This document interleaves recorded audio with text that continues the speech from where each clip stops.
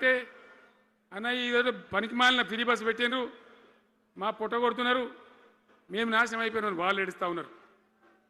పిల్లలకు అది నేను పెట్టలే, ఆయన కాంగ్రెస్ ముఖ్యమంత్రి అయినా రాజశేఖర రెడ్డి గారు అప్పుడు పెట్టిండు. ఇది ఫీజు రియంబర్స్మెంట్ అనే స్కీమ్ మంచి లాభం జరిగింది. నేను దాన్ని కొనసాగించిన.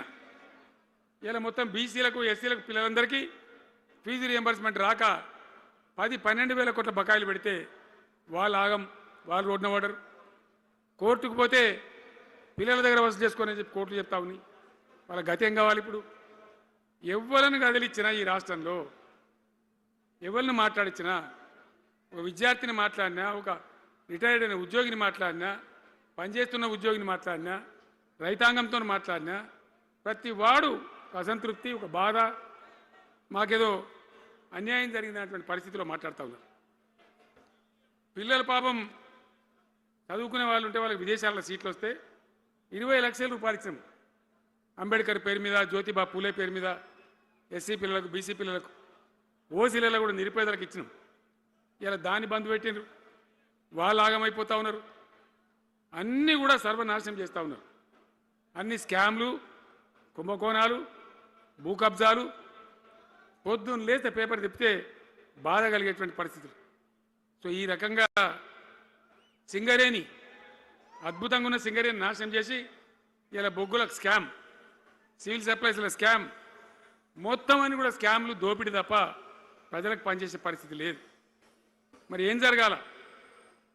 కాంగ్రెస్ వాళ్ళు చెప్పిన మాటలు వింటే ఈ మాటలు కోటలు దాటినట్టు ఇష్టం ఉన్నట్టు చెప్పారు. చివరికి ఏందిరా ఇప్పుడు 2.5 ఏళ్ళు గడిచిపోయింది. మరి ఏంది కథ? కాకికి పెడదామంటే కంకెడి లేవు, పిట్టకి పెడదామంటే పిడికెడి లేవు. వటియే ముచ్చట్లు, వటియే మాటలు తప్ప ఎక్కడ ఏం జరిగింది లేదు. ఏ డిపార్ట్మెంట్లో కానీ, ఏ రంగంలో కానీ, ఒక ఇరిగేషన్లనా, ఒక కరెంట్లనా, ఇంకో దానినా, ఒక అర్బన్ డెవలప్మెంటా, రూరల్ డెవలప్మెంటా ఏమైనా జరిగిందా? ఆనాడు మన పల్లెలు బాగు చేసుకోవాలని చెప్పి దేశంలోనే ఎక్కడ లేని విధంగా పల్లె ప్రగతి కార్యక్రమాలు చేసినాం. ప్రతి ఊరికి అన్నేళ్ళ తెలుగుదేశం కాంగ్రెస్ గవర్నమెంట్లు ఉంటే చచ్చిపోతే ఏడగాలేసుకోవడం జాగా కూడా చూపించలే. ప్రతి గ్రామానికి ఆనాడు మనం వైకుంఠ ధామాలు కట్టినాం, ప్రతి గ్రామంలో క్రీడా ప్రాంగణాలు కట్టినాం, ప్రతి గ్రామంలో నర్సరీలు పెట్టినాం, ప్రతి గ్రామంలో పల్లె ప్రకృతి వనాలు పెట్టినాం, ప్రతి గ్రామ పంచాయతీకి ట్రాక్టర్ ఇప్పించినాం. ఆనాడు చెత్త తీసేది, ఇలా పనిచేస్తున్నాయి ట్రాక్టర్లు. ఊళ్ళలో ట్రాక్టర్లు పనిచేస్తున్నాయన్నా, మూలకు పడ్డాయి, డీజిల్ పోసే దిక్కులేదు. ఏం చేయాలా? పల్లె ప్రకృతి వనం పెడితే దాన్ని నీళ్ళు పోసే దిక్కులేదు. ఏం రోగం వచ్చింది? ఏం బాధ? డీజిల్ లేదా? ఆ తెలివి కూడా లేదా?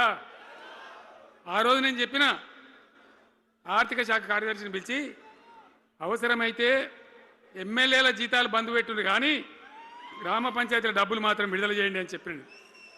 అంత టెన్షన్గా డబ్బులు పంపించేది, కార్యక్రమాలు జరిగేది, గ్రామాలు మంచిగా ఉండేది. అది నాశనం పట్టిండ్రు. మున్సిపాలిటీలు అయితే మురిక్కుపాలు అయిపోయినాయి. మరి ఏం చక్కగా ఉన్నట్టు? ఏం బాగున్నదన్నా?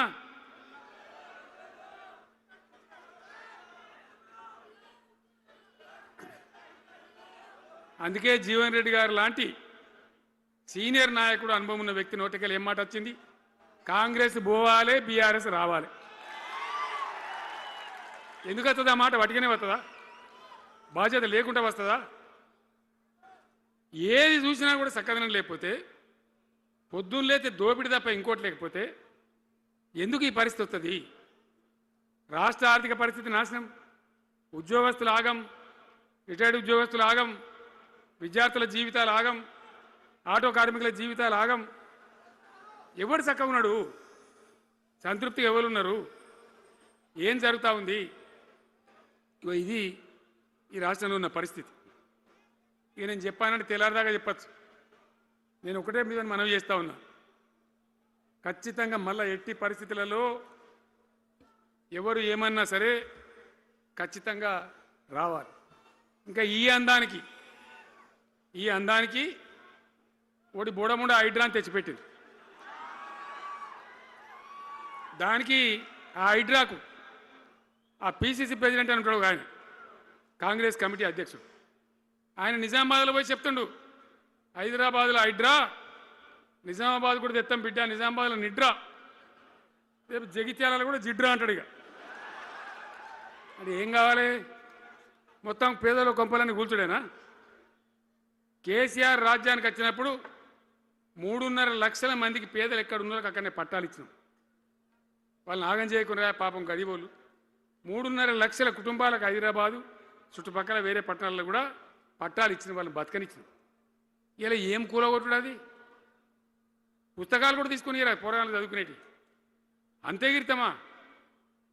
నేను ఒక్కటే మాట మనం చేస్తా ఉన్నా, గ్యారంటీగా బీఆర్ఎస్ గవర్నమెంట్ వచ్చేది ఖాయం. మొట్టమొదటి రోజులనే ఈ ఐటాంటోని ఎత్తి అవతల వరేస్తామని చెప్పి నేను మనవి చేస్తా ఉన్నా. తీసేయన్నా దాన్ని, ఐటాన్ తీసేయనన్నా? పక్క మాటనా? మళ్ళా మొదలు పెట్టిరా, ఇక జరాగు, 5 నిమిషాలు అది అయిపోతుంది. హైడ్రాని పీకేసి మొదటి సంతకంతోనే తీసి చెరువులో వాడేస్తాం దాన్ని. ఇప్పుడు మనం చేయలేం, 46,000 చెరువులు మంచిగా చేసినాం. ఏమన్నా గుడిసె కూడా కూలగొట్టినామా? ఇల్లు కూలగొట్టినామా? ఇదేమి ఇచ్చేంతరం నాకు అర్థం కాదు. మూసి అని దాని ఎంబడి వాడారు, దానికి ఆడ గరీబులు ఉంటారు పాపం. మూసి ఎంబడిన గరీబులను వాళ్ళని ఏమి ఏడిపించుడు?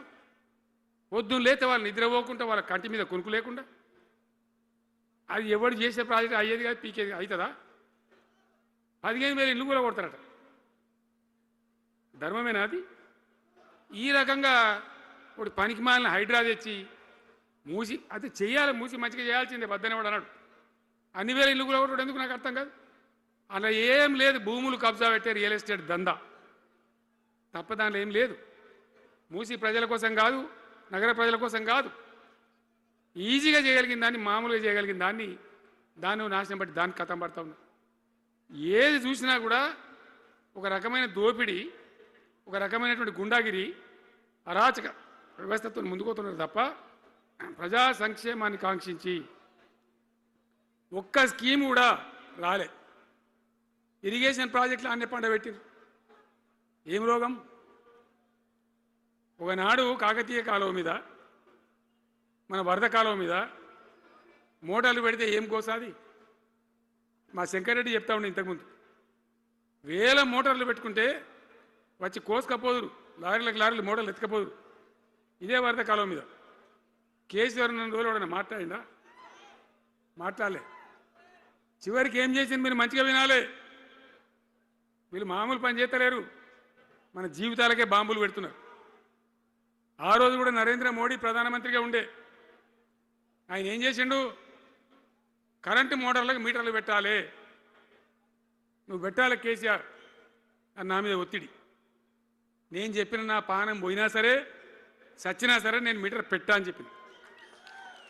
పెట్టలే. 30,000 రూపాయలు కట్ చేస్తే నీకు అన్నాడు, కట్ చేసిండు. రాష్ట్ర ప్రభుత్వానికి వచ్చేటువంటి ఆదాయం